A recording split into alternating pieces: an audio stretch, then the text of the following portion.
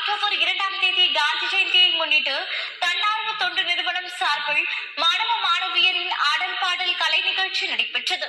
நீலகிரி மாவட்டம் குன்னூர் டாக்ஸி நிலையம் அருகே ஜெகலதா பேரூராட்சிடன் உற்சவ் கொடுப்போம் மகிழ்வோம் என்ற தனியார் தொண்டு நிறுவனம் சார்பில் பள்ளி மாணவ மாணவியரின் கலை நிகழ்ச்சி இந்த வாரம் முழுவதும் நடைபெறுகிறது.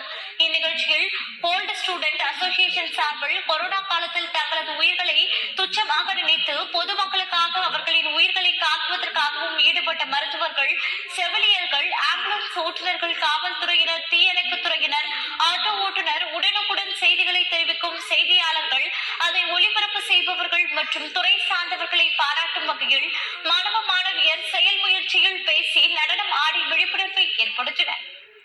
நீலகிரி மாவட்டத்தில் தன்னார்வலர் குழுவினருக்கு சீருடை வழங்கும் நிகழ்ச்சி நடைபெற்றது.